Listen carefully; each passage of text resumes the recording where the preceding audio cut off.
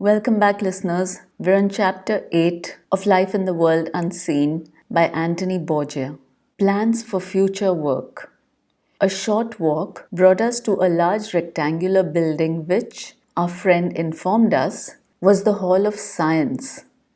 And my fair companion and I were at a loss to know how science, as we always understood the word on earth, could have any place in the spirit world. However, we were soon to learn many things, the chief of which was that the earth world has the spirit world to thank for all the major scientific discoveries that have been made throughout the centuries.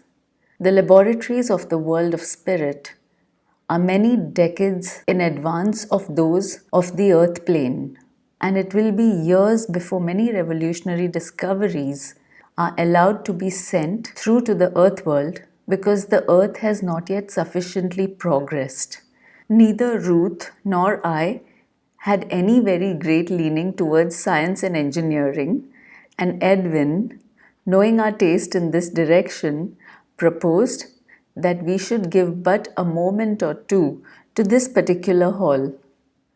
In the Hall of Science, every field of scientific and engineering investigation, study, and discovery was covered, and here were to be seen so many of those men whose names have become household words and who, since passing into spirit, have continued their life's work with their fellow scientists with the full and immense resources of the spirit world at their command. Here they can solve those mysteries that baffled them when they were on earth. There is no longer any such thing as personal rivalry. Reputations have no more to be made, and the many material handicaps are abandoned forever. It follows that where such a gathering of savants can exist, together with their unlimited resources, the results must be correspondingly great. In the past ages, all the epoch-making discoveries have come from the spirit world. Of himself, incarnate man can do very little. Most people are content to consider the earth world as sufficient unto itself. Indeed, it is not. The scientist is fundamentally a man of vision. It may be limited, but it is there nevertheless. And our own spirit scientists can and do impress their earthly colleagues with the fruits of their investigation. In so many cases, where two men are working upon the same problem, the one who is in spirit will be far ahead of his confrere who is still on earth. A hint from the former is very often enough to set the latter upon the right track, and the result is a discovery for the benefit of humanity. In so many cases, humanity has so benefited, but alas, in so many cases, humanity has suffered sorrow and tribulation through the devilish perversion of those discoveries. Every one of them that is sent from the spirit world is for the advantage and spiritual progression of man. If perverted minds use those same things for the destruction of man, then man has only himself to blame.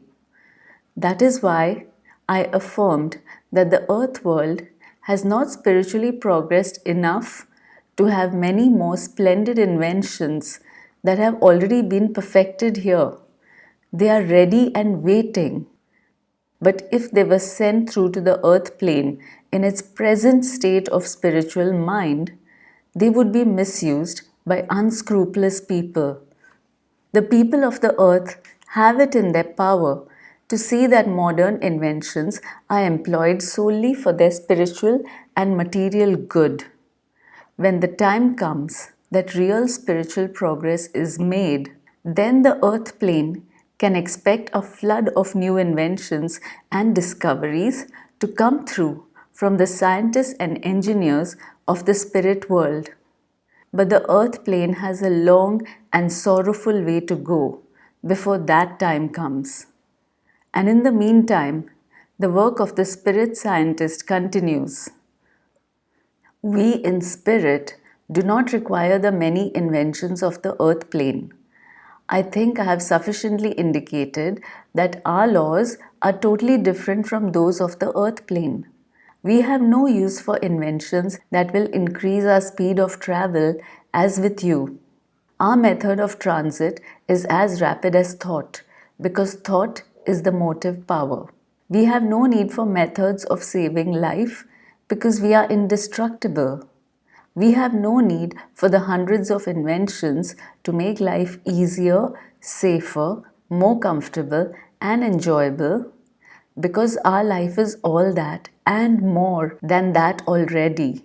But in this hall of science, many, many devoted men were working for the betterment of the earth plane through the medium of their researches and lamenting that so much could not be given to the earth because it would not be safe as yet to do so. We were permitted to see the progress that had been made in locomotion, and we were amazed at the advance that had been made since the days when we were on the earth plane. But that is nothing compared to that which is yet to come. When man exercises his will in the right direction, there will be no end to the enormous rewards he will gain in material progress. But material progress must go hand in hand with spiritual progress. And until they do, the earth world will not be permitted to have the many inventions that are ready and waiting to be sent through. The generality of people of the earth world are very stubborn. They resent any encroachment on their perspectives or upon what they have presumptuously claimed as their preserves.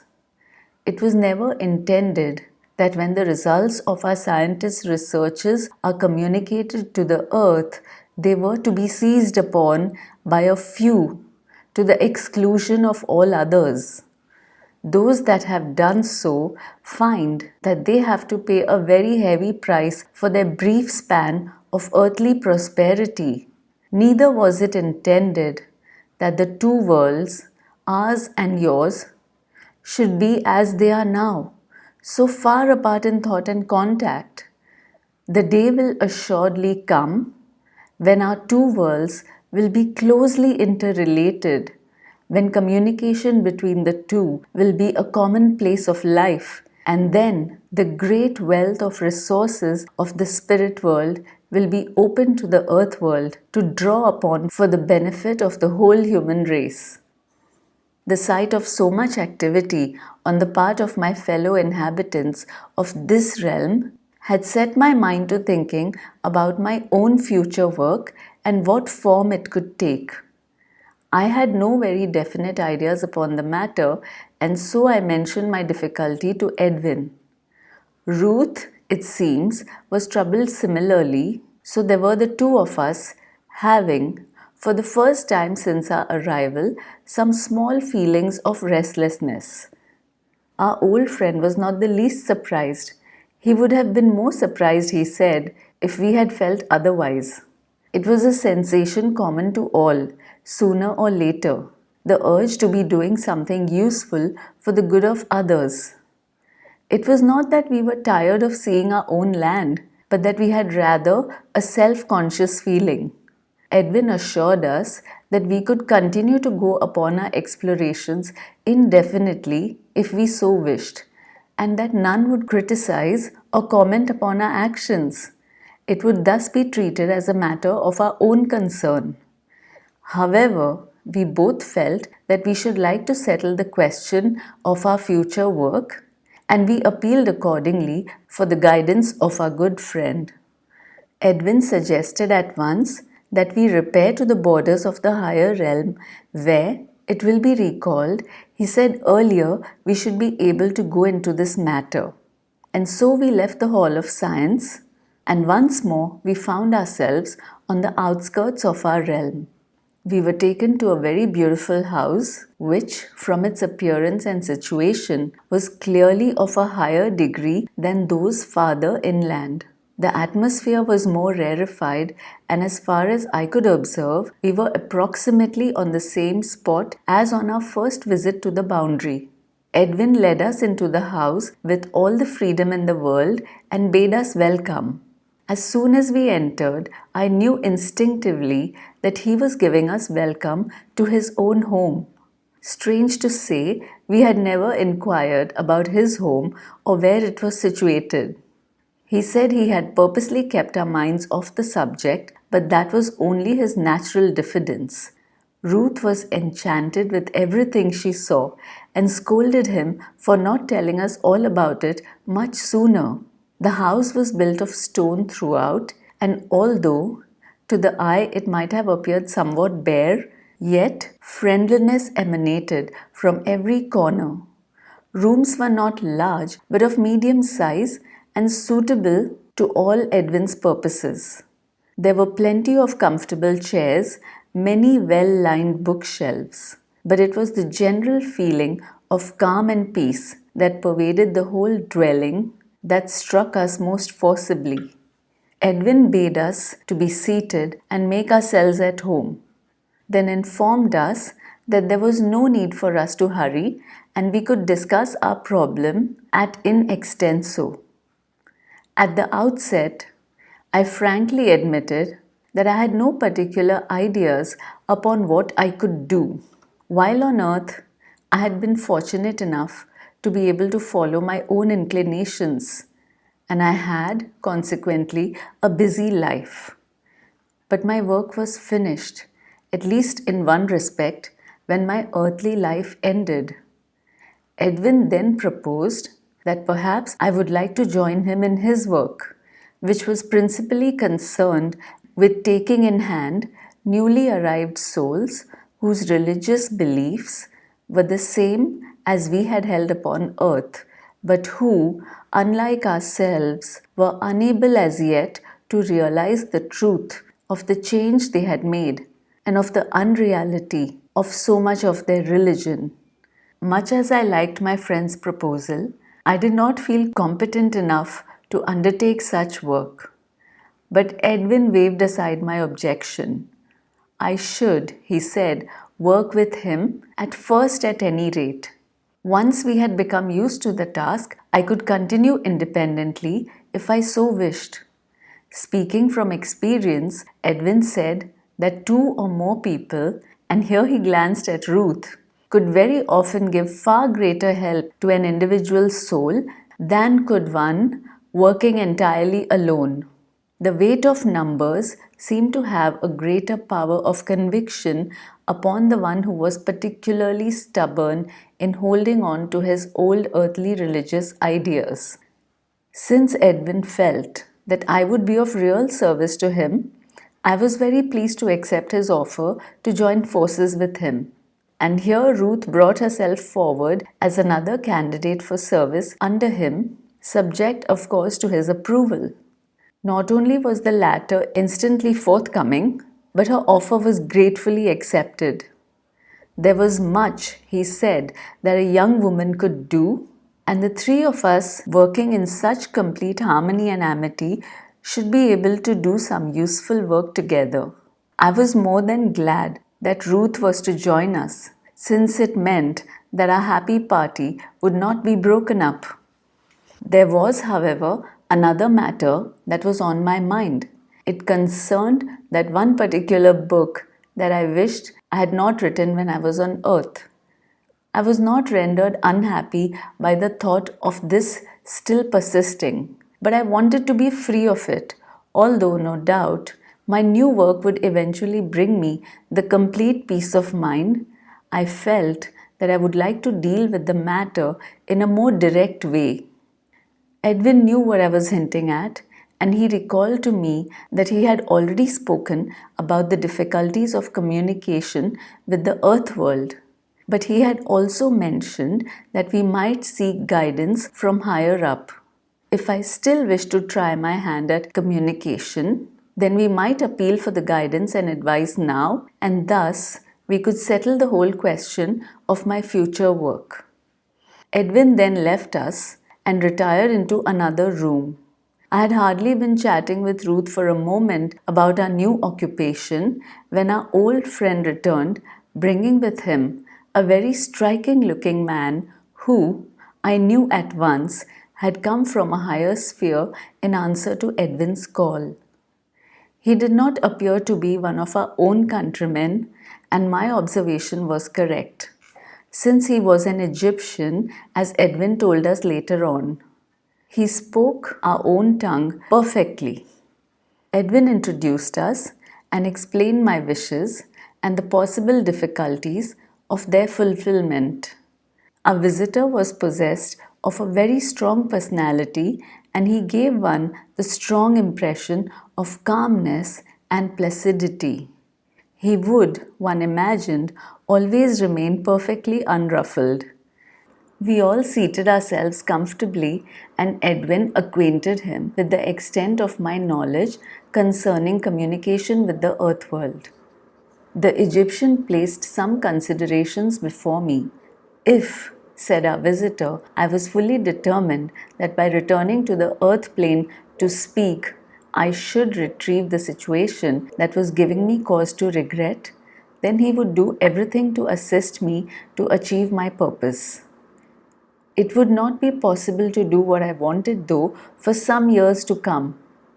But in the meantime, I was to accept his definite assurance that I should eventually be able to communicate, and he made me a promise to that effect. If I would have patience, all should be as I wished. I was to leave the whole matter in the hands of those who had the ordering of these things, and all would be well. The time, to use an earthly term, would soon pass, and the occurrence of certain events, meanwhile, would make the path clear and would provide the requisite opportunity. It must be remembered that what I was asking was not merely to return to the earth plane to endeavor to record the fact that I still lived. What I wanted was try to undo something that I wished I had never done. And it was a task I could see that could not be accomplished in a moment. What I had written, I could never unwrite, but I could ease my mind by telling the truth, as I now know it, to those who were still on the earth plane. The kindly Egyptian then rose and we shook hands. He congratulated us on the way we had accustomed ourselves to our conditions of life, wished us joy on our new work whenever we should start, and finally gave me a repeated promise that my own particular wishes should have their certain fulfillment. I tried to express my gratitude for all his help, but he would not hear of it, and with a wave of the hand, he was gone. We remained for a bit discussing our plans. I was looking forward keenly to starting our work. It must not be thought that we were part of a campaign to convert people in the religious sense in which that word is used on earth. Far from it. We do not interfere with people's beliefs nor their viewpoints. We only give our services when they are asked for in such matters, or when we see that by giving them we can effect some useful purpose. Neither do we spend our time walking about evangelizing people, but when the call comes for help, we answer it instantly. But there comes a time when spiritual will makes itself felt, and that is the turning point in the life of many a soul who has been confined and restricted by wrong views, whether religious or otherwise. Religion is not responsible for all mistaken ideas. There is a surprising number of people who do not realize they have passed from the earth in the death of the physical body. Resolutely, they will not believe that they are what the earth calls dead. They are dimly aware that some sort of change has taken place. But what that change is, they are not prepared to say. Some after a little explanation and even demonstration, grasp what has actually happened. Others are more stubborn and will be convinced only after prolonged reasoning. In the latter case, we are ofttimes obliged to leave such a soul for a while to allow quiet contemplation to work its way. We know we shall be sought out the instant that soul feels the power of our reasoning.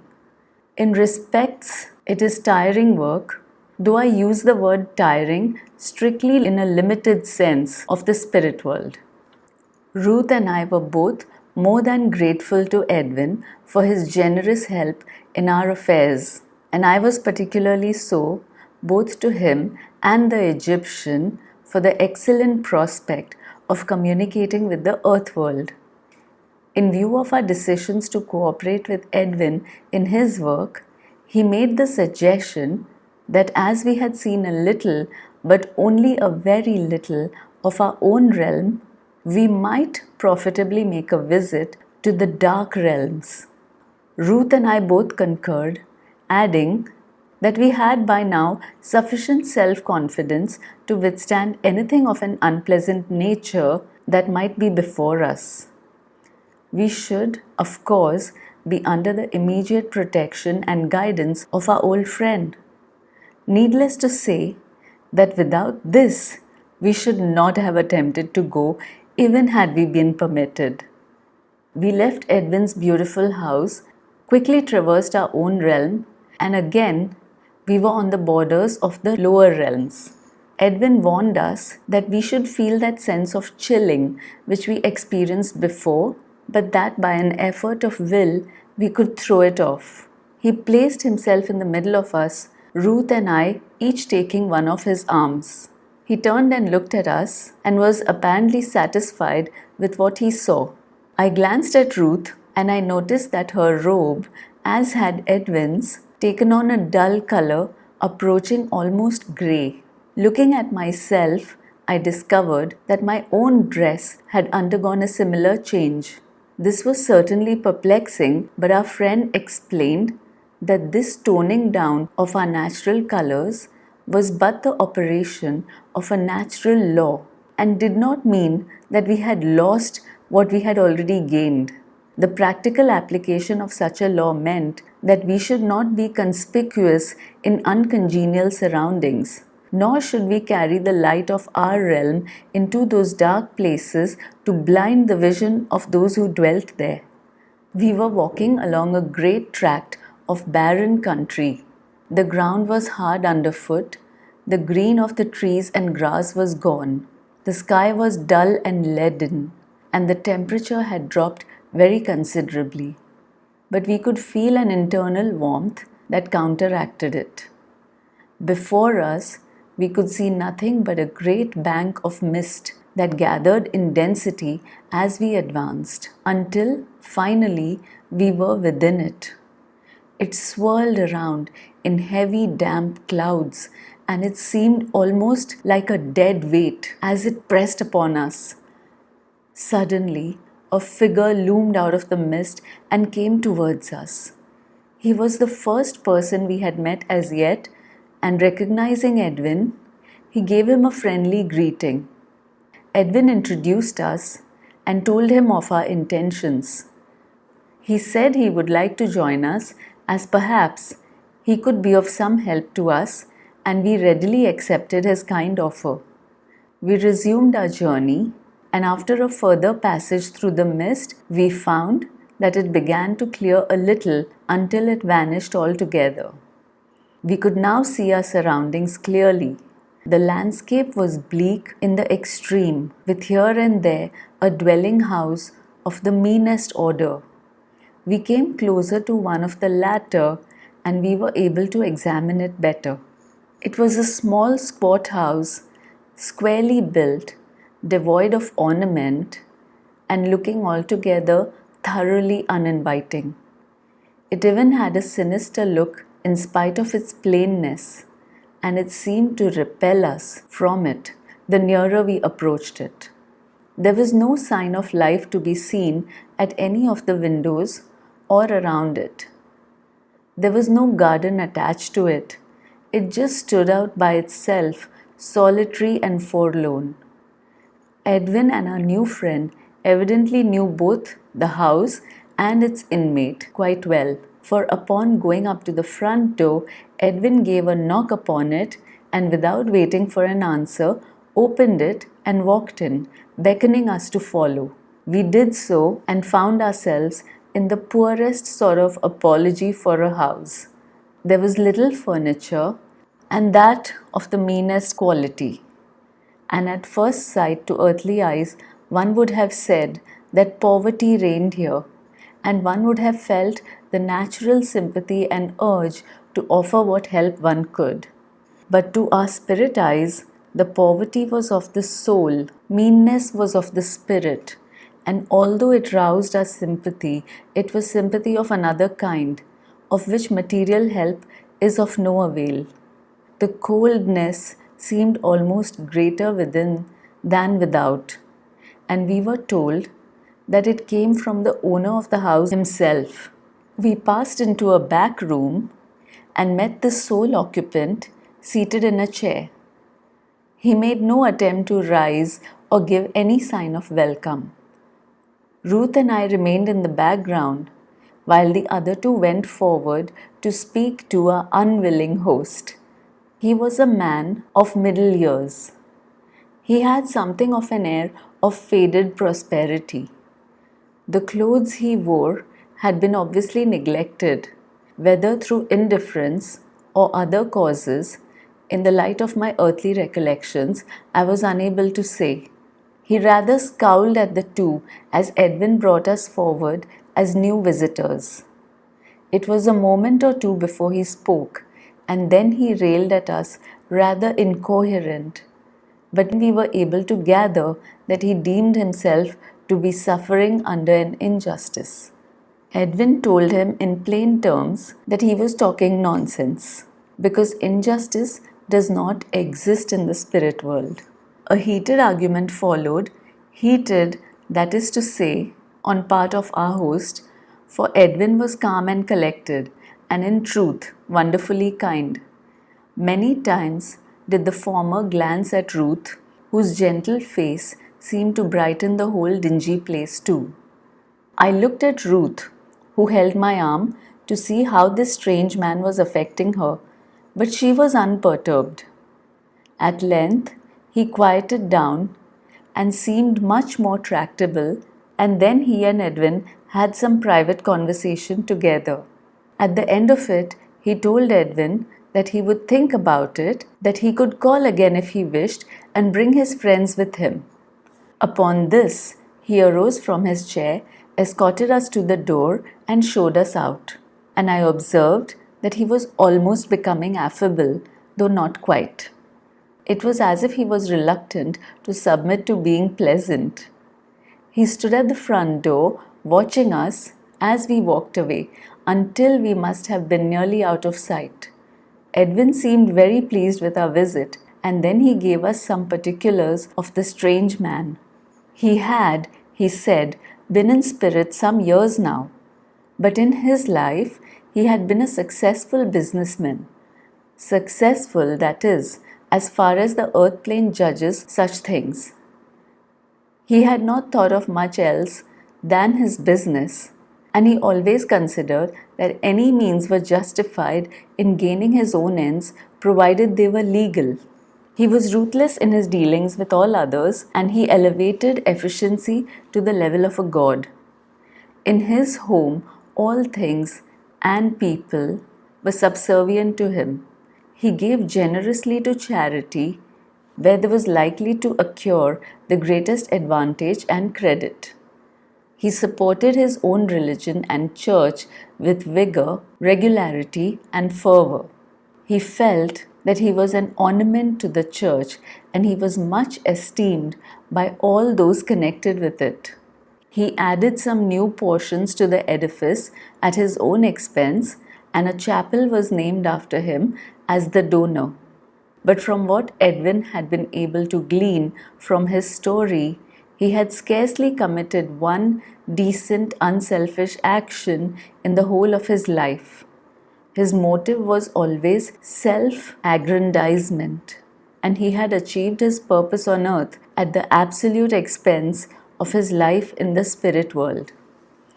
And now, his grievance was that after having lived such an exemplary life in his own estimation, he should be condemned to live in such comparative squalor. He refused to see that he had condemned himself to it and that there were none other to blame but himself. He complained that the church had misled him all along, since his munificence had been received in such fashion that he believed his gifts to the church would weigh heavily in his favor in the hereafter. Again, he could not see that it is motive that counts, and that a happy state in the spirit world cannot be bought for hard cash. A small service willingly and generously performed for a fellow mortal builds a greater edifice in spirit to the glory of God than do large sums of money expended upon ecclesiastical bricks and mortar erected to the glory of man, with full emphasis upon the donor.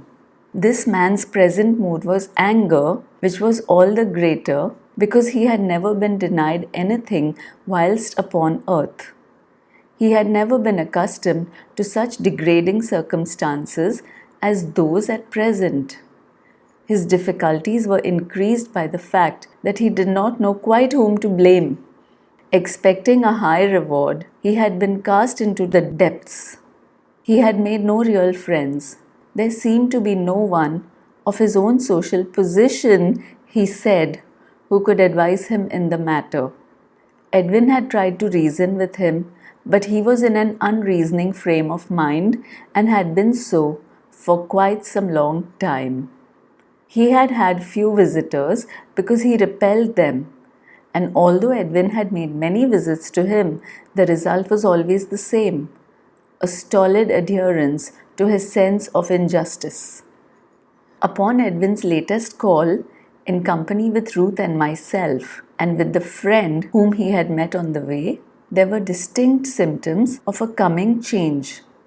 They were not manifest first, but as our visit drew to a close, he had shown signs of relenting from his stubborn attitude, and Edwin was sure that it was due as much to Ruth's softening presence as to his own power of reasoning with him. He felt sure too that were we to return to him on our way back, we should find him in a different frame of mind altogether.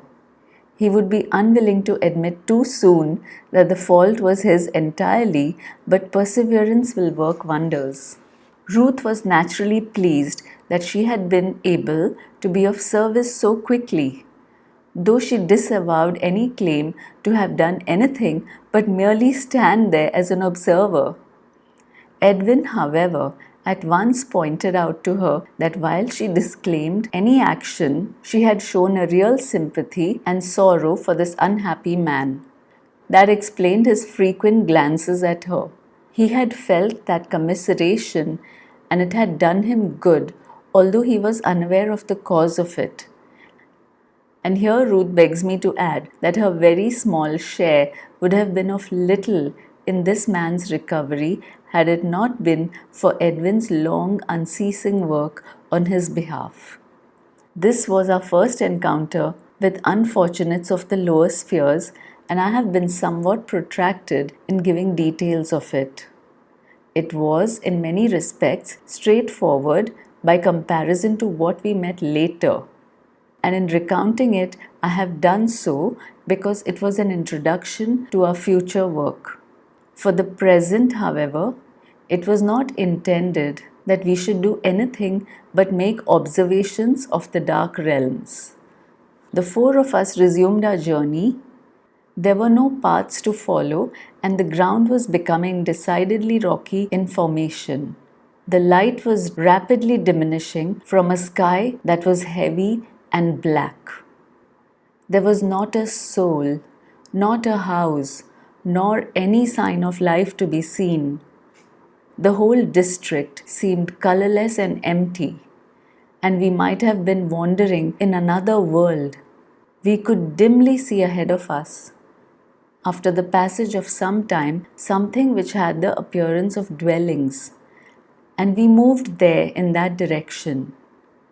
The terrain was now rocks and nothing else, and here we could see people seated with their heads down, seem almost lifeless, but in reality, in the depths of gloom and despair.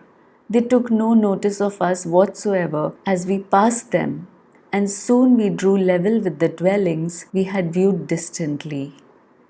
That ends chapter 8. I'll see you next time, folks, with the next chapter. Till then, stay healthy, stay happy. Bye for now.